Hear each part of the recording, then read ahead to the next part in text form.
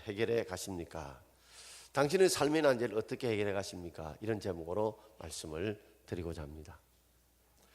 학창시절에 제일 싫은 게 뭐였어요? 저는 학교 가는 게 싫었습니다. 학교 가서 보다 더 싫은 게 있어요. 공부하는 것이었습니다. 공부하는 것보다 더 싫은 게 있었습니다. 시험 치는 것이었습니다. 좀 시험만 없어도 좀 학교 갈 만한데 뭐 시험 칠 때 되면 가슴이 뭐 울렁증이 생기고 두근두근거리고 참 힘들었습니다. 그런데 시험의 문제를 받아보면 못 푸는 문제들이 많이 나와요.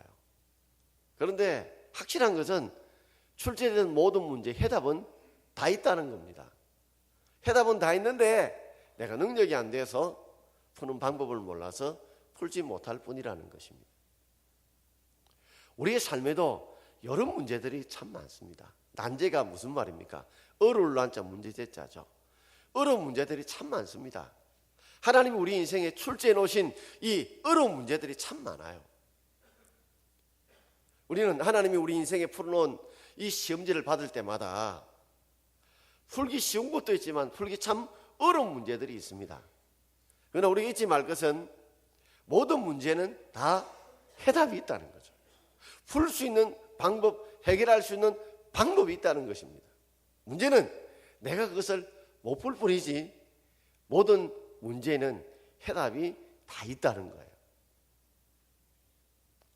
오늘 바울에게도 인생을 살아가면서 로마 감옥에 갇혀 있는 바울에게도 크게 그에게는 한 세 가지의 어려운 문제, 난제가 그 앞에 있었습니다. 환경의 문제, 인간관계의 문제, 그리고 생사의 문제 앞에서 그가 어떻게 이 어려운 문제를 풀어가는 것을 우리가 보면서 이 험난한 세상 가운데 참 빡빡한 시험 문제처럼 하나님 우리 인생에 힘든 문제를 제쳐해 놓았지만 반드시 거기는 해답이 있다는 걸 알고 오늘 바울이 어떻게 그 문제를 풀어갔는가를 살펴보면서 우리도 인생의 난제들을 풀어갈 수 있는 저와 여러분 되기를 주의 이름으로 축원드립니다. 자, 한 세 가지로 생각해 보려고 합니다. 자, 첫 번째, 바울은 자신에게 닥친 환경 문제를 어떻게 해결해 갑니까? 자, 13절 말씀 같이 읽어보겠습니다. 이러므로 나의 매임이 그리스도 안에서 온 시위대 안과 그 밖의 모든 사람에게 나타났으니. 자, 바울의 지금 환경의 문제는 무엇일까요? 나의 매임, 바울의 매임입니다. 바울은 지금 로마 감옥, 그것도 감옥 중에도 시위대 감옥에 갇혀 있습니다. 시위대는 시위하는 부대가 아니라 왕을 모시고 지키는 모실시 지킬 위, 모시고 지키는 부대가 바로 시위대인데 보통 이 시위대의 최정예 부대 대원들로 구성되면서 적을 때는 한 9,000명, 많을 때는 한 12,000명 정도가 왕을 모시고 지킨다고 합니다. 자, 그런데 하필이면 지금 바울이 갇힌 곳이 바로 로마 시위대 감옥입니다. 거기는 한번 들어가면 빠져나올 수 없는, 살 길이 없는 절망적인 감옥 중에 하나가 로마 시위대 감옥입니다. 왜냐하면 철저한 경비 그리고 중환자들이 그 감옥에 갇히기 때문에 그렇습니다. 그런데 바울이 이렇게 말하죠. 나의 지금 로마 감옥에 매여 있는 것이 그리스도 안에서 온 시위대 안과 그 밖의 모든 사람에게 나타났다. 그리스도 안에서 시위대 안과 밖에 많은 사람들에게 바울의 소문들이 퍼져나갔다는 거죠. 어떤 소문이 퍼져나갔을까요? 자, 당시 로마 감옥에는 중죄인들은 6시간마다 사교대로 돌립니다. 24시간 감시를 하게 되는데 중죄인들은 한 사람당 4명이 한조가 돼서 감시를 해요. 자, 제가 지금 바울이라고 생각하면 제 주위에 양쪽에 간수 둘이가 딱 달라붙어 있습니다. 그리고 문 앞에 간수 둘이가 지키고 있어요. 한마디로 완전히 꼼짝 말하죠. 자기가 어떻게 움직일 수도 없어요. 딴 생각을 먹을 수도 없어요. 완전히 이 2명이 옆에 딱 달라붙고 2명이 또 앞에서 지키니까 그것도 뭐예요? 6시간마다 그죠? 하루 4조로 돌아가니까 정말 견디기 힘든 아주 절망적인 환경이요 상황일 수밖에 없습니다. 이런 상황에서 바울은 뭘 했냐면, 야, 내가 언제 이 시위대 안에 들어올 수 있느냐? 내가 언제 이 시위대 사람들을 만날 수 있느냐? 이 간수들을 만날 수 있느냐? 그래서 그 가운데서 복음을 전한 거예요. 예수 그리스도 복음을 전한 거예요. 이 사람들은 꼼짝 마라. 6시간 동안에 어쩔 수 없이 전도쟁이, 복음쟁이, 예수에 미친 바울의 복음을 들을 수밖에 없는 거예요. 그 소식이 뭐예요? 시위대 안에도, 그 시위대 밖에 모든 사람들에게도 이제 소식이 전파되어서 그 아름다운 소식이 아름다운 열매로 나타나게 된 겁니다. 어떻게 나타났을까요? 우리 12절 말씀 우리 한번 읽어볼까요? 형제들아, 내가 당한 일이 도리어 복음 전파에 진전이 된 줄을 너희가 알기를 원하노라. 형제들아, 내가 당한 일, 내가 지금 로마 감옥에 갇혀 있는 일, 이 일이 도리어 복음 전파에 진전이 되었다는 것을 너희가 꼭 알았으면 좋겠다. 지금 로마 감옥에 갇혀있지만 도리어 이것이 복음 전파의 지름길, 전파의 전진, 그리고 플러스가 되는 놀라운 일로 나타났다는 거죠. 이걸 너희들이 좀 알아라는 겁니다. 왜냐하면 당시에 많은 로마에 있는 성도들과 흩어져 있는 성도들이 이제 드디어 바울이 로마 감옥에 갇혔으니까 이제 끝장났다. 그가 복음 전하는 길이 막혔다. 그는 꼼짝없이 이제 로마 감옥에 갇힐 수밖에 없는, 이제 다시 빠져나오지 못할 것이라. 많은 사람은 절망적으로 생각했는데, 부정적으로 생각했는데, 바울은 뭐요? 그게 아니라는 걸 너희들이 좀 알아라는 거죠. 나 이 감옥에서 안 죽었다. 나 감옥에서도 복음 전하고 있다. 이 복음을 전해서 많은 사람이 놀라운 일을 하나님이 나타내고 있다. 이걸 너희들이 알아라는 거죠. 여러분, 우리가 환경이 우리를 쪼을 때가 있습니다. 여러분도 어디에 매이십니까? 우리도 지금 매일 때 있잖아요. 어떤 데는 먹고 사는 문제에 매이기도 하고, 어떤 데는 우리 자녀들의 앞날 문제에 매이기도 하고, 청년들은 진로의 문제, 결혼 문제에 매이기도 하고, 우리 어떤 데는 진로의 문제에 매이기도 합니다. 매이게 되면 사람은 꼼짝없어요. 절망적인 상황이 되면 부정적으로 생각해 볼 수밖에 없어요.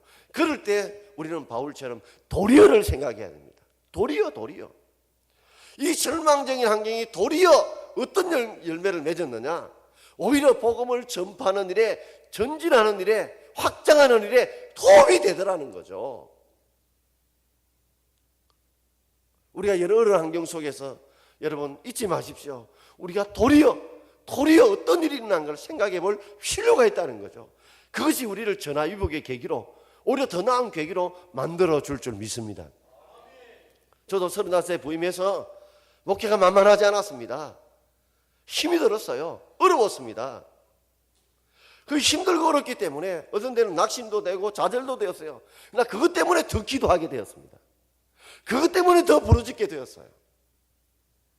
어떤 분들은 설교가 은혜 안 된다, 은혜가 안 된다는 이야기를 들을 때마다 얼마나 가슴이 아픈지.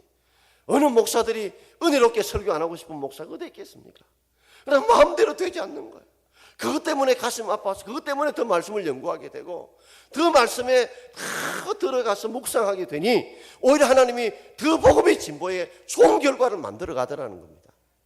아마 환경이 좋았다면, 넉넉했다면 제 기도 그렇게 하지 않았을 것 같아요. 말씀 연구 그만큼 하지 않았을 것 같아요. 힘들고 어렵기 때문에 오히려 그것 때문에 더 기도하고, 그것 때문에 더 말씀을 준비하여서 오히려 더 복음의 진보가 나타나게 되고 좋은 결과가 일어난 줄 믿습니다. 여러분의 삶도 한번 돌아보십시오. 저도 병이 걸고 어려울 때 그것이, 그때는 참 원망 불평거렸지만 돌아보면 목회 이거보다 더 큰 유산과 자산이 없어요. 어려워봤기 때문에 어려운 사람들의 마음을 알아요. 그분들의 고통을 알아요.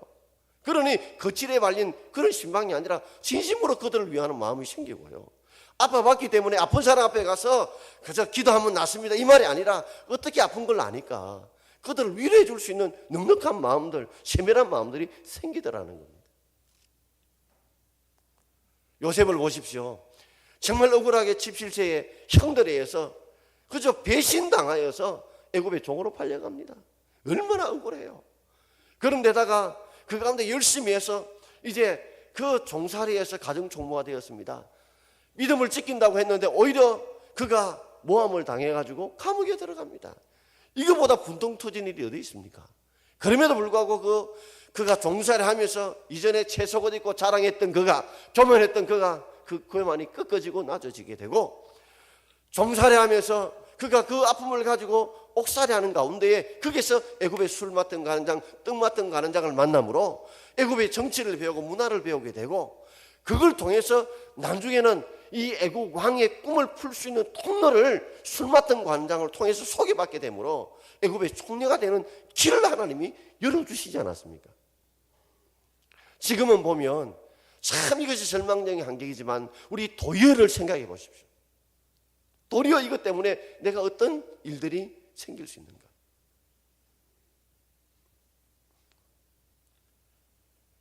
자꾸만 잃어버린 것 생각하지 말고 지금 내게 남아있는 것이 무엇이고 그 잃어버린 것 때문에 내가 얻을 수 있는 것이 무엇인가를 우리가 생각해 본다면 우리는 절망적인 환경을 풀어낼 수 있는 해답을 찾게 될 줄 믿습니다. 바울은 그걸 찾아낸 거예요. 도리어 이것 때문에 복음이 진보가 됐다. 그걸 너희들이 알아야 된다. 내가 죽지 않았다. 너희에게서 더 복음을 전할 수 있는 기회를 얻었다. 내가 어떻게 시위대에 들어와서 복음을 전할 수 있겠니? 이건 하나님 만들어진 기회야. 두 번째로 바울이 겪었던 그 어려움이 뭘까요?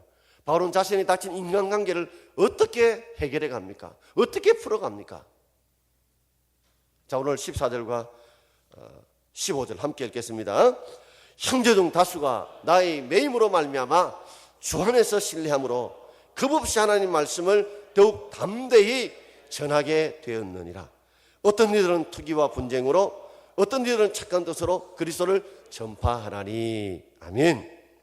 자, 그 복음의 선두에 있어서 복음 전했던 바울이 로마 감옥에 덜컥 잡혔어요. 마치 말이요, 모든 길을 따라라 하는 자가 없어져 버리니까 어느 길로 가야 될지 모르는 이 방황하는 수많은 이 로마의 복음 전하는 자들, 그리고 흩어져서 바울을 통해서 복음을 받았고 선교하려고 했었던 자들이 낙심이 되고 절망이 되었을 거예요. 그런데 형제 중 다수가 나의 매임으로 말미암아, 바울이 로마의 감옥에 갇혔지만 그 안에서 담대하게 주의 복음을 전하는 것을 그들이 듣고 그들도 주 안에서 주를 신뢰하게 된 거예요. 아, 하나님이 보낸 뜻이 있었구나. 그를 통해 하나님이 바울을 지키고 계시구나, 도우시고 계시구나. 그들이 주를 신뢰하는 기회가 되었고, 그것 때문에 그들이 뭐요? 겁없이 하나님의 말씀을 더욱 담대히 전할 수 있는 그런 기회가 된 거예요. 이전 같으면 복음 전은 겁이 나서 복음을 못 전했는데, 바울이 로마 감옥에 갇혀도 그 안에서 담대하게 겁없이 복음을 전해도 그들이 못 죽이는 거예요. 그들이 어떻게 하지 못하는 거예요. 그러니 우리가 복음 전하면 고난도 오지만 하나님이 지키시고 도우신다는 걸 믿고 그들도 겁없이 복음을 전하는데 뭐요? 담대히가 아니라 더욱 담대하게 복음을 전할 수 있는 그런 은혜가 그들 위해 쏟아진 거예요. 그런데 그 중에 어떤 사람들은 착한 뜻으로 복음을 전하는 사람이 있는 반면에 어떤 사람은 투기와 분쟁, 시기하고 싸우면서 복음을 전하는 자들도 있더라는 거죠. 착한 뜻은 바로 바울과 함께 더불어서 순수한 마음으로 복음을 전하는 사람들이죠. 그런데 이 투기, 시기와 이 다툼으로 전하는 사람도 있었어요. 그 사람도 어떤 사람이냐면 바울이 복음을 전하는데 시기하는 사람이에요. 여러분, 우리 주의 교회들이 함께 잘 돼야 됩니다. 우리 교회만 잘 된다 생각하면 안 돼요.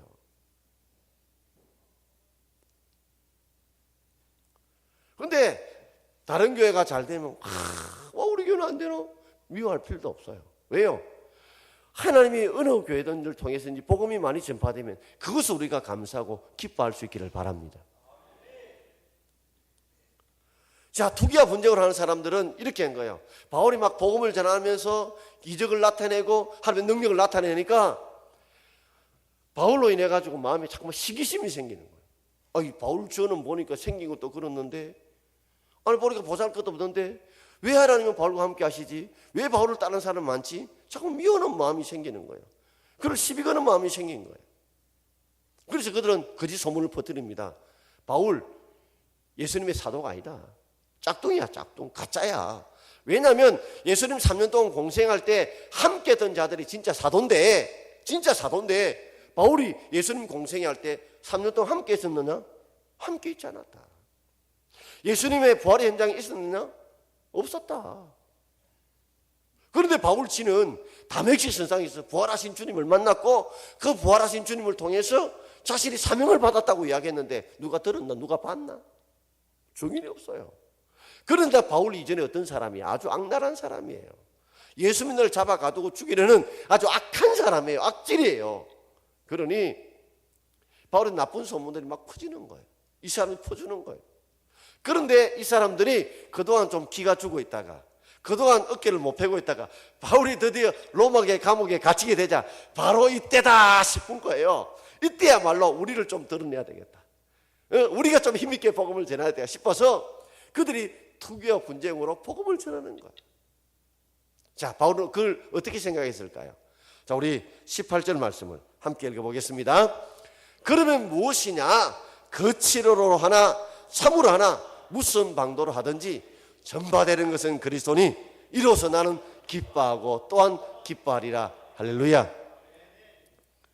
방법은 좀 다를지 몰라도 거칠을 하나, 즉 투기와 분쟁을 하는 사람들 보면 진심으로 그리스도를 향하는 마음이 아니라 그저 바울 저거 이겨야 되겠다는 그런 거칠으로 외식적인 마음으로 하나, 또는 착한 뜻 참으로 하나, 어쨌든지 간에 무슨 방도라든지 전파되는 것은 누구라고요?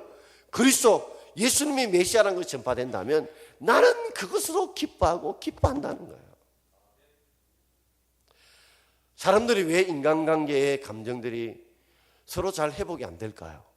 그 이유는 어떤 원칙보다도 이 감정이 상하게 되면 회복이 잘 되기 어렵습니다. 인간관계는 사실은 문제보다는 감정 때문에, 상처 때문에 쉽게 회복이 잘 되지 않습니다. 그러나 바울은 어떻게 이 인간관계 위기를 이겨냈느냐, 문제를 풀어냈느냐? 내 중심이 아니었다는 거죠. 내가 기뻐하는 것, 그것보다도 뭐요? 주님이 기쁨이 되면 된다는 거죠. 저 사람들은 나를 시기와 분쟁과 다툼으로 복음을 거체로 전하지만 그래도 예수 그리스도의 복음이 전파된다면 나는 그것으로 기뻐하고 기뻐한다. 우리는 우리 기준 때문에, 우리 인간관계에서 내가 이겨야 되고 내가 기뻐해야, 그래야 문제를 풀려고 합니다. 그러나 내가 좀 이기지 못하고 내가 좀 기뻐하지 못한다 할지라도 그것이 전체가 뭐요? 하나님이 기뻐하고 예수님이 기뻐하는 뜻이라면 우리가 수용할 수 있을 때 인간관계 문제가 해결되리라고 믿습니다, 여러분. 저도 여러 일의 모임에 참석해 보잖아요. 가보면 제 자신도 상처받을 때가 있습니다. 어떤 애는 막 모임을 하면서 자기를 높이기 위해서 남을 좀 낮추고 또 어떤 가시를 찌르고 무시하고 있을 때가 있어요. 그럼 내 개인적으로는 그 소리에 변명하고 싶고 그것이 아니라고 분명히 말하고 싶은 일들이 막 속에서 일어나요. 아니, 저 사람이 엉뚱하게 말하고 있네, 저거는 사실이 아닌데 싶어도 전체가 화목하게, 그래서 그 힘을 모아서 화목해야 일을 이루어 간다면 좀 죽어지는 거예요. 그래, 내가 기뻐하는 것보다 내가 좀 죽더라도 주님이 기쁘다면 내 좀 죽자 싶으면 나중에 일이 잘 풀려요. 그래, 풀리고 나면 나중에는 사실 이야기를 하면 미안하다 이야기를 할 때도 있고 어떤 데는 그냥 덮을 때도 있어요. 오늘 바울은 그렇게 풀었거든요. 나의 기쁨보다도 예수님의 기쁨, 내가 이기는 것보다 예수님이 이기는 그 길을 그 중심으로 풀었기 때문에 인간과의 문제가 풀리는 거예요. 우리 가정에도 보십시오. 아니, 부부가 서로 싸워봤자 이게 뭐합니까, 여러분? 부모 자식이 싸워봤자 이게 뭐합니까? 그러나 정말 그리스도가 기뻐하는 일이 뭘까? 그러면 내가 잘못하자 내가 먼저 사과를 하고 내가 먼저 손 내밀고 내가 먼저 그죠? 사랑하고 그러면 자기는 뭐 인간이 풀리지 않겠습니까? 2 더하기 2는 4. 자꾸만 나를 이해해달라기보다는 상대를 이해하고 또 이해하면 사랑하는 마음이 생기고, 오해하는 마음이 생기더라도 5 빼기 2는 뭐요? 4잖아요. 그잖아. 오해되는 문제도 빼기 3은 2잖아요. 그 오해되는 문제도 3-4번쯤 그 사람 입장에서 생각해보면 이해가 된단 말이에요. 자꾸만 내 입장을 내세우면 인간관계는 안 풀립니다. 상대 입장을 한번 생각해보고 상대 입장을 이해하려고 하면 이해가 되고 사랑할 수 있어요. 바울은 그걸 생각한 거예요. 내 입장을 주장하지 않고 하나님 입장에서 생각할 때 오늘 인간관계 문제가 풀리게 된 것처럼 오늘 그 해답을 그렇게 찾아낸 거죠. 자, 세 번째는 그가 어떤 문제를 풀었습니까? 바울은 자신이 다친 생산 문제를 어떻게 해결해 갑니까? 어떻게 풀어갑니까? 오늘 19절 말씀을 우리 함께 읽어보겠습니다. 이것이 너희의 강구와 예수 그리스도의 성령의 도우심으로 나를 구원에 이르게 할 줄을 아는 고로 그랬습니다. 너희의 강구. 바울이 지금 로마 감옥에 갇혀지니까 수많은 사람들이 바울을 위해서 간절히 구하고 있습니다. 구하고 있어요. 그리고 예수 그리스도의 성령의 도우심으로 성령님께도 바울이 복음 전하기를 원했겠죠. 성령 하나님께도 나를 이제 로마 감옥에서 이제 구원할 수 있도록 석방할 수 있도록 도우시는 것. 그래서 나를 구원에 이르게 할 줄 아는 거로 이 구원은 죄에서 구원이 아니라 로마 감옥에서 석방되는 구원이에요. 그래서 많은 사람들이 기도해주고 성령이 도와주시면 내가 로마 감옥에서 석방될 것을 나는 이룰 줄 나는 안다. 그러나 바울은 생사의 문제에서 자기가 석방되는 데 초점을 두지 않았어요. 자, 오늘 23절 말씀을 함께 읽어볼까요? 내가 그 둘 사이에 끼었으니 차라리 세상을 떠나서 그리스도와 함께 있는 것이 훨씬 더 좋은 일이라 그렇게 하고 싶으나. 그는 샌드위치처럼 끼어있어요. 뭐요? 그가 석방되는 문제와 그리고 그 안에서 죽는 순교의 문제, 이 둘 사이에 내가 지금 끼어있다는 거죠. 끼어있는데 차라리 나는 세상을 떠나 죽어서 순교해서 저 천국에 계신 예수 그리스도의 품에 안기는 것, 난 그것이 더 낫다. 나는 여기에서 사는 것보다도 주의 품에 저 죽어서 천국에서 주님과 함께 있는 것이 나는 차라리 더 좋다. 그러면서 그는 20절과 21절에 이렇게 말씀하고 있죠. 자, 같이 읽읍시다. 나의 간절한 기대와 소망을 따라 아무 일에든지 부끄러워하지 아니하고 지금도 전과 같이 온전히 담대하여 살든지 죽든지 내 몸에서 그리스도가 존귀하게 되게 하려 하나니 이는 내게 사는 것이 그리스도니 죽는 것도 유익함이라. 아멘. 나의 간절한 기대와 소망을 따라 아무 일에든지 나는 부끄러워하지 아니한다. 나는 부끄러워할지도 안 하고 싶다. 그러면서 그는 지금도 또 과거의 전과 같이 온전히 담대하게 복음 전하면서 살든지 죽든지 이게 중요한 것이 아니고 내 몸에서 뭐요? 그리스도가 존귀함과 귀함을 받기를 원한다. 그래서 나는 살고 죽는 게 유익한 것이 아니고 살아서 그것이 주를 유익하다면 사는 게 낫고 죽는 것이 주를 유익하면 죽는 게 낫다는 거죠. 우리는 이 말로 풀이해 본다면 바울은 자신의 성공, 석방에 초점을 두는 인생이 아니라 하나님의 사명에 초점을 두고 살아가는 삶이 바울의 삶이었어요. 우리는 삶을 살아가면서 어쨌든 내가 잘 돼야 된다는, 그저 내가 성공해야 되는 거기에 초점을 맞추고 있다면 우리 인생을 다시 한 번 더 우리가 주님을 위해 하나님의 영광을 위해 살아가는 삶에 초점을 두고 살아갈 수 있는 저와 여러분 되길 바랍니다. 그럴 때 생사의 문제에서 자유로워지더라는 겁니다. 내가 꼭 살아야 되겠다, 내가 분명히 석방돼야겠다 이런 마음보다는 내가 설령 살아도 주를 위한 것이고 죽어도 주를 위한 것이다. 왜냐하면 그걸 통해서 주님 앞에 유익만 될 수 있다면, 내를 통해서 주님이 존귀하게 영광만 받을 수 있다면 죽는 것도 사는 것도 내게는 중요한 문제가 아니다.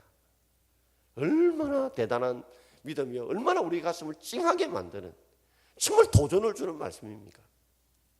오늘 우리가 살아가면서 왜 생사의 어려움 속에서 우리가 갈등합니까? 내가 성공해야 된다, 내가 잘 돼야 된다, 여기에 우리가 묶여 있으면 내보다도 그리스도의 사명에 살아야 되는데 나의 성공에 살게 되면 그 삶은 힘들어집니다. 저는 수많은 사람들을 장례식을 보았고 집전도 해왔습니다. 보면서요, 우리가 세상 사람들이 말하는 큰 성공을 거두는 사람들 중에서도 그 살아가는 인생의 마지막을 후회하는 분들을 참 많이 봤습니다. 그럼에도 불구하고 우리가 세상에 볼 때는 가진 것도 없고 보잘것 없어도 사명의 삶을 감당하고 죽는 분들은 그 죽는 삶이 참 평안하더라고요. 여러분, 우리가 성공하는 것도 그리스도의 영광을 위해서 사명을 감당해 우리가 성공해야 될 줄 믿습니다. 여러분, 그 다음에 설령 실패할지라도, 우리가 고통에 있다 할지라도, 바울처럼 육체의 가치를 가지고 있다 할지라도, 그걸 통해서라도 우리가 그리스도를 존귀하게 할 수만 있다면, 그 사명을 감당할 수 있다면, 우리는 우리의 환경의 문제, 생사의 문제에서 우리가 이겨나갈 수 있는 줄 믿습니다, 여러분. 오늘 우리가 직분 받은 분들, 그리고 피택 받은 분들, 여러분, 중요한 것은 내가 성공하는 게 아니에요. 만약에 그렇다면 오히려 직분은 여러분들에게 가시가 될 것이고 여러분의 사실이 될 거예요. 그러나 그것이 주의 사명을 감당하기 위한 도구라고 생각하신다면 여러분 축복이 될 줄 믿습니다. 여러분. 어느 잔치집에서 집에 뭐 소도 있고 개도 있고 닭도 있는데 하필 돼지를 잡았어요. 왜 돼지를 잡았냐 물었더니 우스운 이야기입니다. 누가 만드는 이야기였죠. 소를 잡으러 갔더니 소가 하는 말이 그러는 거예요. 주인님, 내 잡으면 밭은 누가 갑니까? 밭은 누가 갈아요? 그 사명은 누가 감당해요? 그렇구나. 그 개를 찾아갔어요. 네가 좀 오늘 잔치집에 재물이 좀 돼야 되겠다 하니까 개가 하는 말이, 도둑놈은 누가 지킵니까? 주인님, 내 없으면 도둑 누가 지킵니까? 도둑 지키는 사명 제게 있는데요. 그 말도 맞다. 안 되겠다. 닭 잡아야 되겠다. 이 닭이 하는 말이, 주인님, 주인님이 아니면 새벽에 누가 깨워줍니까? 제를 주인님 누가 깨워줍니까? 그 말도 맞다. 돼지 찾아갔더만은 네 사명이 뭐고 이러니까 꿀꿀꿀 이라더라고요. 사명이 없어요. 그 돼지를 잡았다는 겁니다. 그 지나간 말이지만 리빙스턴 했던 유명한 말이 있잖아요. 사람은 사명을 감당할 때까지 죽지 않는다. 여러분, 인생의 전반전을 성공을 위해 살았다면 남은 인생의 후반전은 여러분 주의 사명 위에 살아갈 수 있는 저와 여러분 되길 바랍니다. 그러면 바울이 어떻게 이렇게 정말 우리도 문제가 있으면 그 실타래를 푸는 것이, 그죠? 그것이 참 중요하잖아요. 캐나다 같은 데 보면 수많은 나무들을, 그죠? 이렇게 잘라가지고, 큰 나무를 잘라가지고 육지로 운송하는 것이 아니라 강에서 떠내려 보는데요. 그러다 보면 수천 개의 이 통나무들이 내려오게 된대요. 그럼 어느 날 갑자기 한꺼번에 뭐가 병목 현상이 돼서 꼼짝없이 묶이는데요. 그때 유능한 사람들은요, 킹핀, 왕핀, 어느 나무를 건드리면 이 수십 개, 수백 개의 이 목재가 한꺼번에 흘러내려간다는 거예요. 그걸 탁 건드린대요.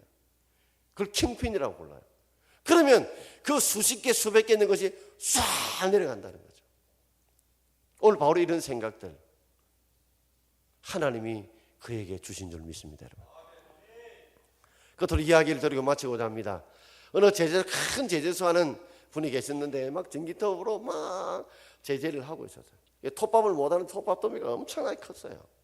아이가 이렇게 저렇게 막 뛰놀다가 아버지가 사줬던 이 장난감 시계를 잊어버린 거예요. 실제 가는 시계입니다. 이 톱밥 천지에서 이 장난감 시계 어딘지 아무리 찾을 수 없는 거예요. 아이가 우는 겁니다. 울자 아버지가 찾아왔어요. 그걸 왜 우느냐? 아빠가 사준 시계를 잃어버렸어. 어떻게? 아무리 톱밥 이 천지를 찾아봐도 찾을 수가 없어. 어떻게 하면 좋아? 그러자 아버지가 모든 전원 스위치를 다 내리는 거예요. 전원 스위치를 다 내리고 하게 만들고, 그러고 난 뒤에 길을 그 톱밥에 싹 갖다 댑니다. 갖다 대니까 어느 지점에 가니까 제깍 소리가 나는 거예요. 그 주위를 판했더니 아니나 다를까 이 시계가 있는 거예요. 여러분, 이 혼란한 시대에서 오늘 바울처럼 킹핀을 찾기 위해서는 우리가 주의 음성 앞에 귀를 기울여야 될 줄 믿습니다.